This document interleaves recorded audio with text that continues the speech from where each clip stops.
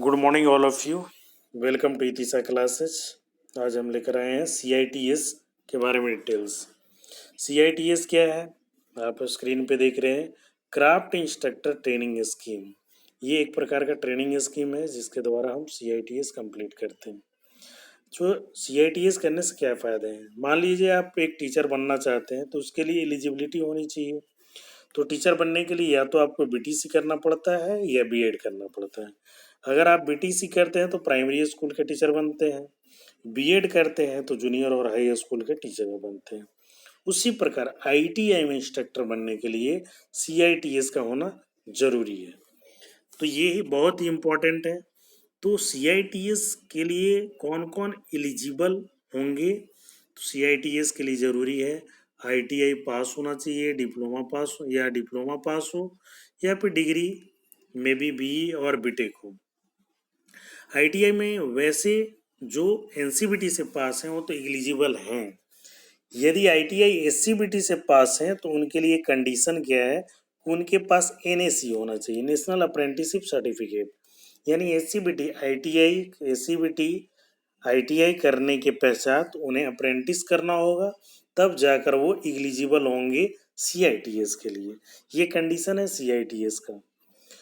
For instructor, अब मान लिया जाए CITS कर लेते हैं तो इसके इंस्ट्रक्टर बनेंगे, तो उसके लिए क्या क्या क्राइटेरिया है? तो अगर यदि आप ITI होल्डर हैं तो ITI होल्डर के लिए है कि आपको ITI CTI प्लस एक्सपीरियंस होना चाहिए, प्लस 3 साल का एक्सपीरियंस होना चाहिए। सेकेंड है, यदि आप डिप्लोमा होल्डर हैं तो CIT CTI और 2 साल का एक्सपीरियंस होना चाहिए। अगर BTech होल्डर हैं तो CTI और 1 साल का एक्सपीरियंस होना चाहिए। अब आती है सवाल, ड्यूरेशन ऑफ कोर्स क्या है इसका? ड्यूरेशन ऑफ कोर्स इसका है CITS के लिए 1 ईयर। 1 साल में ये कोर्स कंप्लीट हो जाता है। तो सबसे बड़ी बात है सिलेक्शन प्रोसीजर जो है इसका क्या है? तो ये फुल्ली रिटेन एग्जाम बेस्ड है, और वो भी रिटेन किस तरह का है? ऑनलाइन कंप्यूटर बेस्ड टेस्ट होता है, यानी CBT के आधार पर इसका चयन होता है। तो एग्जाम का पैटर्न क्या होता है इसका हम लोग चर्चा कर ले। एग्जाम का जो पैटर्न होता है इसमें 100 सवाल आते हैं। 100 सवाल आते हैं। 100 सवाल में आपका टेक्निकल 75 सवाल होता है और नॉन टेक्निकल 25 सवाल होता है।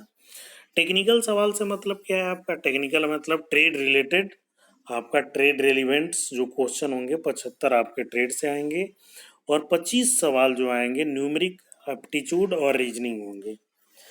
अगर इसका रिजल्ट आपका क्वालिफाई कर लेते हैं, रिजल्ट पब्लिश हो जाता है, तो उसके लिए उसके बाद आपको पार्टिसिपेट करना पड़ता है काउंसलिंग में। काउंसलिंग में पार्टिसिपेट करने का है तो उसमें आपको कॉलेज चूज करने का ऑप्शन अवेलेबल हो जाता है। अगर आप क्वालिफाई कर लेते हैं, रिजल्ट आपका आ जाता है, तो उसके पश्चात आप कॉलेज चूज करेंगे, जिसमें 2 तरह का है, एक है NSTI और दूसरा है आपका ITOT। तो दोनों में फ़र्क क्या है? NSTI जो है सेंट्रल गवर्नमेंट का है और ITOT जो है स्टेट गवर्नमेंट का है। दोनों ही गवर्न DGT के द्वारा होता है। दोनों के आपका CITS का ही सर्टिफिकेट देते हैं। बट फर्क होता है इनके चार्जेस का। NSTI सेंट्रल के एज पर सेंट्रल के अनुसार इसका जो चार्जेस होता है 4 से 5,000 के रेंज में, इंक्लूडिंग हॉस्टल आपका कंप्लीट हो जाता है, एक्सेप्ट फूडिंग। उसी तरह से आपका ITOT चूंकि स्टेट गवर्नमेंट द्वारा होता है, जैसे मान लीजिए ITOT लखनऊ से कर रहे हैं तो इसकी admission charge plus hostel charge plus mess charge 5,000, 2,700, 3,500, इस तरह इसके चार्जेज होते हैं। यानी आपका जैसे मान लिया जाए ITOT अदर्स जो है, जो स्टेट द्वारा निर्धारित होते हैं, MP में है, तो मान लिया जाए उसका 30,000, 25,000 चार्जेज आते हैं। अब सवाल आता है कि इसके अप्लाई करने के लिए फॉर्म कब आते हैं? तो इसके अप्लाई करने के लिए फॉर्म मई जून में, प्रत्येक साल मई जून में आते हैं, और इस फॉर्म के चार्जेज होते हैं जनरल OBC के लिए 500 और SC ST के लिए 300। तो इस तरह से आप देख सकते हैं CITS हमारे लिए कंपलसरी हो चुका है, और आप CITS करने के पश्चात ही हम इसके लिए, यानी आपके CITS करने के पश्चात ही हम ITI इंस्ट्रक्टर के लिए एलिजिबल होते हैं।